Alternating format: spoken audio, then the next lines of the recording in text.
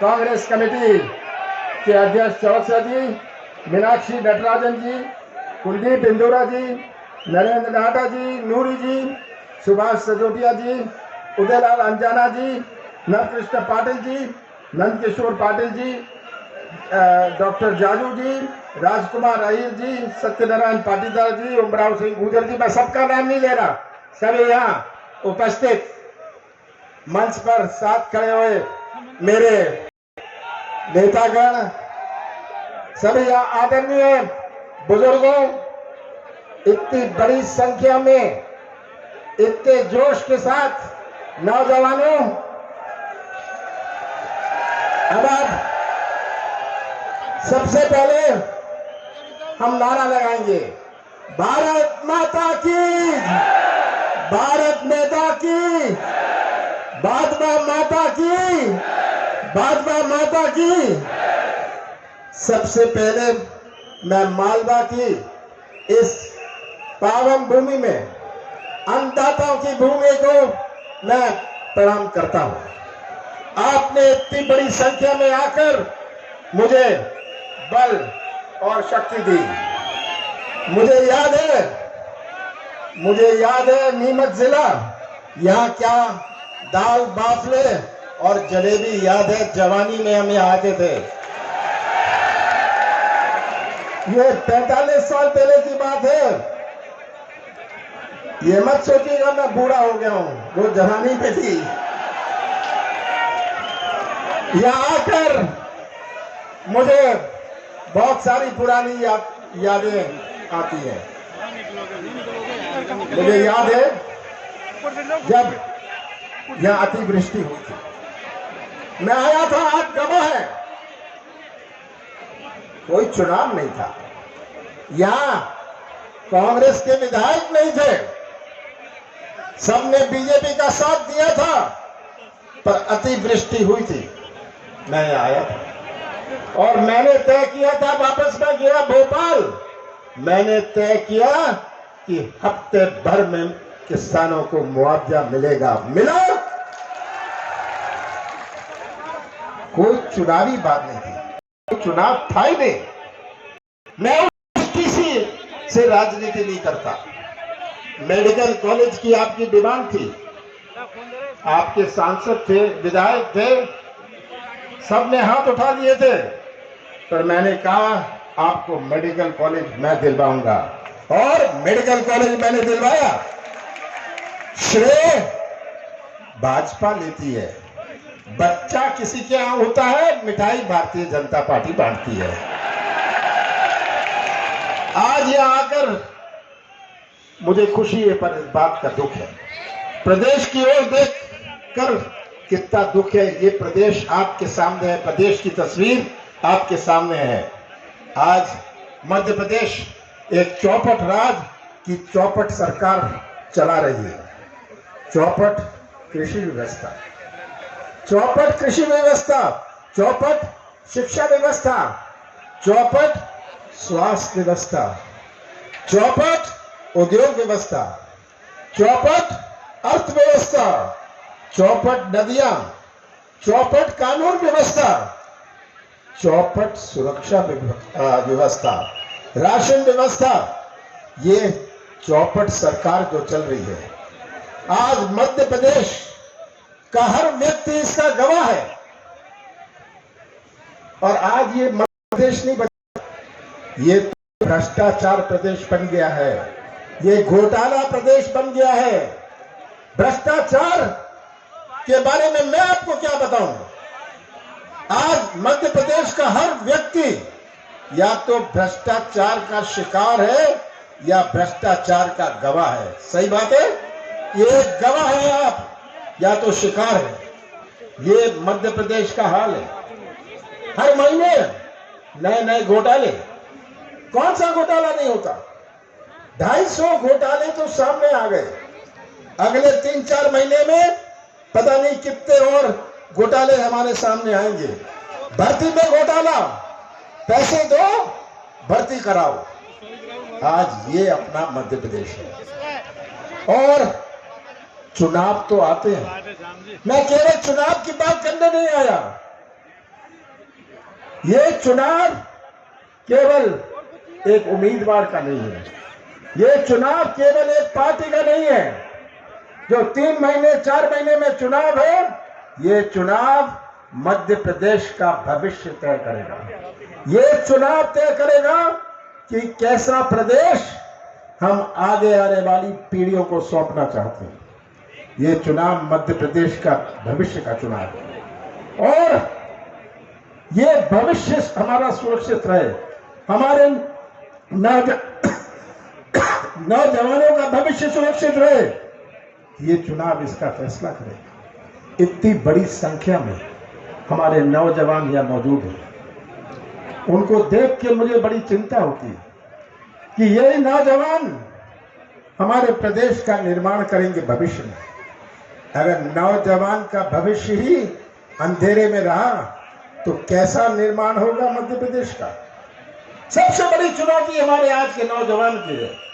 आज का नौजवान और 20 साल पहले के नौजवान में बहुत अंतर है। आज के नौजवान में एक तड़फ है। आज का नौजवान कोई ठेका नहीं चाहता, कमीशन नहीं चाहता, वह तो व्यवसाय का मौका या अपने हाथों को काम चाहता है। पर क्या हाल है यहाँ उद्योग मंत्री यहाँ के औद्योगिकरण का क्या हाल है पूरे प्रदेश में? जितने उद्योग लगते नहीं उससे ज्यादा बंद हो जाते। ये आज हाल है मध्य प्रदेश का। कोई निवेश लगाने को तैयार नहीं। निवेश तो विश्वास के साथ आता है। जब इतना भ्रष्ट प्रदेश सब देखते हैं, मैं मुख्यमंत्री था, मैं बड़े बड़े उद्योगपतियों से बात करता था कि मध्य प्रदेश 5 प्रदेशों से घिरा हुआ है। आपको तमिलनाडु में सामान बेचना है, केरल में सामान बेचना है, आप पंजाब और हरियाणा क्यों जाते हैं, मध्य प्रदेश क्यों नहीं आते? वो कहते थे कि मध्य प्रदेश में इतना भ्रष्टाचार है। निवेश तो विश्वास के साथ आता है। जब विश्वास होता है तभी निवेश आता है। किसी को मध्य प्रदेश पर विश्वास नहीं। और आज हमारा नौजवान भटक रहा है। हमारी आर्थिक गतिविधि धीमी हो रही है। ये बड़ी चिंता की बात है कि सबसे बड़ी चुनौती भविष्य की ये नौजवानों का भविष्य है। और मुझे तो बड़ा दुख होता है कि आज शिवराज सिंह जी को 18 साल बाद बहने याद आई। मैंने तो मुआवजा की बात करी थी, मेडिकल कॉलेज की बात करी थी जब कोई चुनाव नहीं था। अब 4 महीने 5 महीने बचे हैं चुनाव के, शिवराज सिंह जी को बहनें याद आ गई, कर्मचारी याद आ गए, उनको अतिथि शिक्षक याद आ गए। ये कलाकारी शिवराज सिंह जी आप अपना पाप धोना चाहते हैं, पर याद रखिएगा कि मध्य प्रदेश के मतदाता बहुत समझदार है। मुझे मध्य प्रदेश के मतदाताओं पर पूरा विश्वास है कि ये कलाकारी शिवराज सिंह जी की पहचानेंगे। हमने भी एक घोषणा करी है, हमारी सरकार बनती है, हम 500 रुपए में गैस सिलेंडर देंगे। चाहिए आपको 500 रुपए में गैस सिलेंडर? जैसे ही मैंने ये घोषणा करी, शिवराज सिंह ने कहा 2 दिन के लिए मैं 450 रुपए में दूंगा। शिवराज सिंह जी धन्यवाद, 2 दिन का तो कहा, और दिल्ली से केंद्र सरकार कहता है कि हम 200 रुपए कम कर देंगे। बहुत बहुत धन्यवाद, मेरे कहने पर आप ये कर रहे हैं और करिए। मैं चाहता हूं जनता को राहत मिले, मैं चाहता हूं जनता की आर्थिक मजबूती बने। अगर हम महिलाओं को 1500 रुपए देते हैं, शिवराज सिंह कहते मैं भी दूंगा 1500, मैं 3000 दूंगा, आप दीजिए, हमें कोई परेशानी नहीं है। पर ये चुनाव के पहले ये कलाकारी क्यों कर रहे हैं? 18 साल आपको ये सब याद नहीं आया? 18 साल आपने क्या व्यवस्था बनाई? पूरे प्रदेश में भ्रष्टाचार की व्यवस्था, घोटाले की व्यवस्था। आज प्रदेश को आपने जाके कहां खड़ा कर दिया? आज इनकी झूठ की मशीन, घोषणाओं की मशीन डबल स्पीड पर चल रही है, डबल स्पीड पर। रोज कुछ ना कुछ घोषणाएं करते हैं। ये जानते हैं कि 4 महीने बाद जनता ने तय कर लिया है कि शिवराज जी आपको हम विदा करने वाले हैं, बड़े प्यार से आपको विदा करेंगे। बोलते जाइए आप क्या करना बोलना चाहते हैं। और ये रिपोर्ट कार्ड बना, अभी हफ्ते 10 दिन रिपोर्ट कार्ड बनाया। मैंने कहा ये रिपोर्ट मत बनाइए, कि आप किस पैसा किसके लिए लेते हैं। रेट कार्ड भी घोषित करिए, जनता जानना चाहिए आपका रेट कार्ड 50% है, कहीं 60% है। इतना कर्जा ले लिया, 3,30,00,000 रुपए का कर्जा हमारे मध्य प्रदेश के हर व्यक्ति पर। मैं तो पूछता हूं, आपने 3,30,000 करोड़ का किया क्या? किसको लाभ मिला? आपने बड़े बड़े ठेके दिए पिछले 5-6 महीनों में, बड़े बड़े ठेके दिए ताकि आपकी कमीशन बन जाए, आप जितना समेट सको समेटते जाओ। और शिवराज सिंह जी, ये आप सोचते जनता नहीं समझती? आपने दिया क्या? आपने 18 साल में दिया क्या? महंगाई दी, बेरोजगारी दिया, भ्रष्टाचार दिया, घर घर में शराब दी। ये शिवराज सिंह जी आपने दिया है। और ये आज तस्वीर आपके सामने है। मैं मुख्यमंत्री था, जैसे नूरी कह रही थी, मैं मुख्यमंत्री था, विधायक आते थे कि हमें इतना पैसा मिला है। मैंने कहा था खुश रहो, मौज करो, मैं सौदा नहीं करने वाला, मैं सौदा नहीं करूंगा। मैं मध्य प्रदेश की पहचान सौदे की राजनीति से नहीं बनाऊंगा। मैं कुर्सी सौदा करके नहीं रखूंगा। जाती है कुर्सी, मैं सौदा नहीं करने वाला।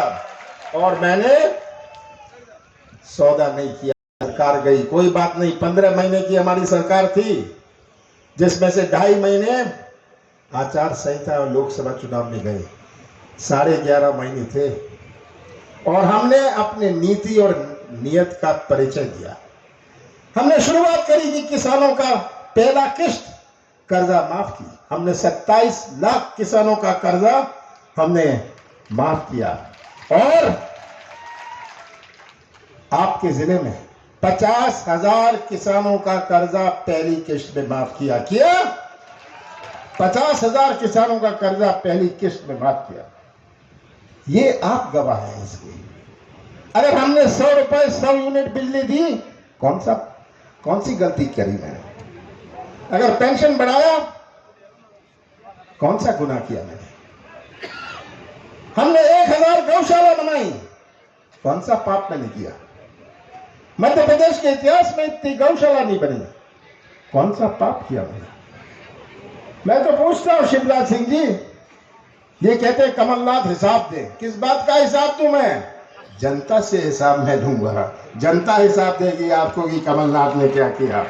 और ये अब दबाने और छिपाने की राजनीति खत्म होने वाली है।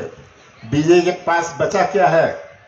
पुलिस, पैसा और प्रशासन, यही 3 चीजें बची हैं। कर लीजिए, जितना दुरुपयोग करना है, जितना पैसा बांटना है बांट दीजिए। आप शासकीय अफसरों पर दबाव डालिए। मैं तो शासकीय अफसर से कहता हूं, अपना भविष्य सुरक्षित रखिएगा, कल के बाद परसों भी आता है। और कमलनाथ अब 2018 के मॉडल नहीं है, 2023 के मॉडल है। ये याद रखिए सब। और हम अब जनता के सामने हमें जाना है। और मैं तो यही कहता हूं कि ये चुनाव का महत्व आपको समझाना है। शिवराज जी तो बहुत व्यस्त है, इनके दोनों हाथ व्यस्त हैं, दोनों हाथ व्यस्त हैं। एक हाथ भ्रष्टाचार से और एक हाथ अत्याचार से। सबसे ज्यादा महिलाओं का अत्याचार मध्य प्रदेश में। ये आज शिवराज सिंह कुछ कह नहीं पा रहे, इसलिए आज वो सोचते हैं किसी तरह ये यात्रा निकालो, फलानी यात्रा निकालो। एक यात्रा ये निकालने जा रहे हैं, उनको तो माफी की यात्रा निकालनी चाहिए। माफी मांगे जनता से कि आपने इतना विश्वास रखा 18 साल और हमने इतना धोखा दिया। आपकी बहुत सारी समस्या है, आपके नेताओं ने मुझे बताई। बंगला बगीचा की समस्या है, मैं सब में नहीं जाना चाहता। आपकी ओवरब्रिज की बात है, आपकी पुलिया की बात है, सब में नहीं जाना चाहता। जब हमारा जब कोई मैंने नीमच हमेशा रखा। जैसे चुनाव खत्म होता है, जैसे चुनाव खत्म होता है, नीमच एक इतिहास बनाता है। तीनों सीटों का आप इतिहास बनाइएगा और मेरी जिम्मेदारी है कि आपको ये मांगे जो आप रखते हैं, 15 मांगे, ये रखनी नहीं पड़ेंगी। आपको कहता हूं, ये मांगों के लिए आप इनके कपड़े फाड़िएगा जो लोग यहां खड़े हैं। ये मांगे हम प्राथमिकता से, खास करके नौजवानों को हम सबसे ज्यादा प्राथमिकता देंगे कि हमारे नौजवानों का भविष्य सुरक्षित रहे। और मुझे पूरा विश्वास है कि जिस संख्या में आप यहां उपस्थित हैं, जो बल और शक्ति आपने मुझे दी है, कोई शक नहीं है कि इस चुनाव के बाद नीमच की तीनों सीटों का झंडा मध्य प्रदेश की विधानसभा में लहराएगा। आप सबका बहुत बहुत धन्यवाद।